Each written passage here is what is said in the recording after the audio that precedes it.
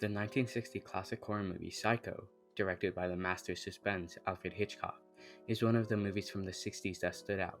From the way it was filmed to release, nothing about the film was normal by standards of the time. For this reason, it stirred up a bit of controversy in the film community. In the 1920s, Hollywood was in a world of scandals, the most prominent being the case of Fatty Arbuckle, who was charged with the rape and murder of model Virginia Rappe. Due to this, audiences began to boycott the films. At this time, film wasn't considered a form of free speech, so to avoid government censorship, the formation of the Motion Picture Producers and Distributors of America, the MPPDA, was essential. In an effort to avoid government censorship, the MPPDA decided to self-censor. This led William H. Hayes, the president of the MPPDA, to create the Motion Picture Production Code, or the Hayes Code. The code's guidelines included keeping Catholic and family values, no explicit content, good must win and evil must be punished at the end, nothing can promote bad values, and no offensive sayings. These rules didn't just act as guidelines, they acted as an outline for writers.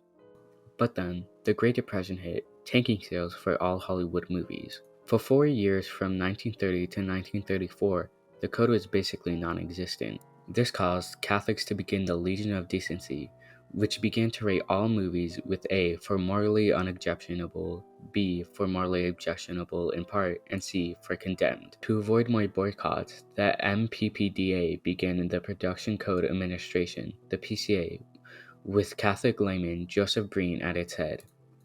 The PCA had authority to change anything in the final script or cut of movies that did not align with their views. But after a law passed that film studios could not own theaters, things started to change. Theaters began to show foreign films that did not abide by the code of the time, and studios couldn't do a thing about it. Due to this, more and more filmmakers began pushing the limits of what can be shown, causing mass debate until finally, in 1960, Alfred Hitchcock came out with the straw that broke the camel's back, Psycho.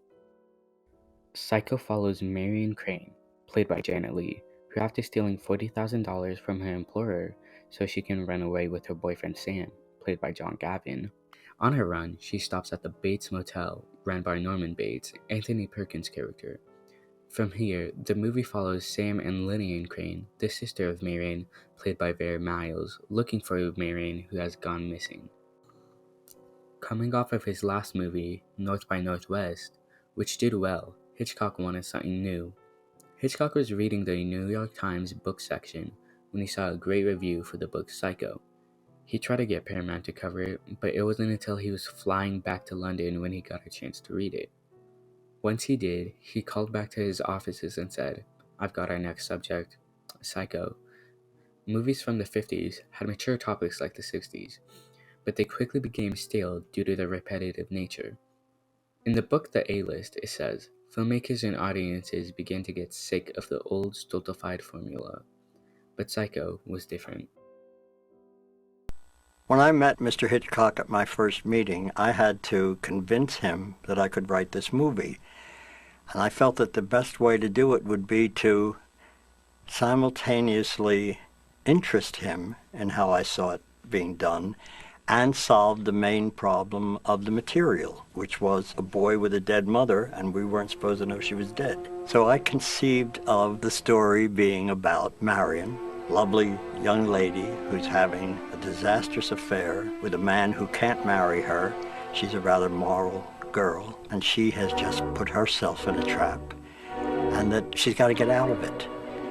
And she decides to return the money, and she feels good about this, and she takes a very cleansing shower, and someone comes in and murders her. And at that moment, Hitch said we could get a star to play that part. And I knew I had a job, because he liked that whole introduction to the movie. He liked the fact that it was going to be about her. And then we were suddenly going to do this awful thing to you and say, no, it's not about her, it's about him. During filming, Psycho faced several challenges, mainly with censorship. The scenes that were in question include the opening sequence and the iconic shower sequence. A letter from Paramount about Psycho states, We reviewed this picture in our projection room on February 19, 1960. It is necessary for us to reject it under the code for the following reasons.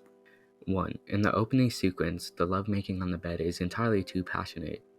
Both the man and the woman are only partly dressed and rolling around in the bed looking extremely lustful. Intimacies, including among other things, a quite blatant open-mouthed kiss. 2. There's a line to which we objected at script level, and which is still in this picture, to the effect that the bed is the only playground that beats Vegas. We still object to this line as being undutifully pointed. 3. By far the most important objection, however, consists of the murder sequence in the shower of Janet Leigh. The sequence opens with a peeping Tom scene, in which the murderer sees her undressed and presumably sees her partly nude. This stimulates him to the crime which follows. Parenthetically, it can be said that it would seem to be possible to cure this item by cutting, so that the inference would be that the most the peeping Tom sees is the girl in her half-slip and brassiere. The shower sequence has a number of shots, some impressionistic, some completely realistic, of the girl's nude body. All of these shots are in violation of the code, which prohibits nudity in fact or in silhouette. The content wasn't the only thing that people debated. The way the movie was being shown was completely different. One day we'd finished shooting, and Hitch said, you know, people who come in late to see Psycho will wonder, where's Janet Leigh? And they'll keep on waiting for her, and she'll be dead, and they won't know it. Well, what can be done about it? So he thought, while we were talking, and he said, you shouldn't allow people into the theatre after the film has started. They'll see Janet will be orderly and everyone will realize it. So I laughed. I didn't think it would be possible to tell theatre managers when to show the picture and when not to. And he convinced Paramount, publicity, this was the way it started, and the whole ball started rolling then. And it was successful because the theatre managers cooperated. No one, but no one, will be admitted to the theater after the start of each performance of Psycho. This also meant that critics had to see the film in theaters, which led them to give negative scores. There was some diplomacy in the filmmaking, however. It was reported that Hitchcock resubmitted an unaltered version of the shower sequence, when censors could not decide if the sequence had nudity or not.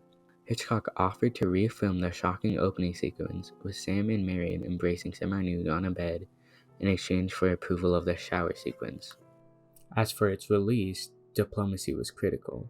The movie was distributed by Paramount, but the film was entirely paid for by Hitchcock because Paramount saw the subject matter as revolting.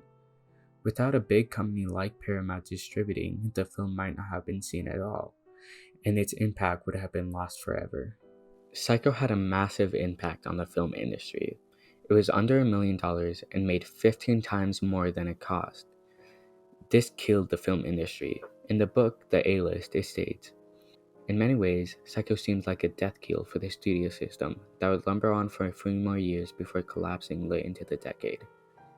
In a couple years, Psycho already had an impact when films like Bonnie and Clyde and Night of the Living Dead, which similarly had dark topics, started to release. But Psycho didn't just affect Hollywood then. It inspired some of the most iconic slashers like Halloween, Scream, and the Texas Chainsaw Massacre. All in all, Psycho is fighting an uphill battle with people saying what can and can't be shown, but it stuck to its guns and it became one of the most iconic films in history.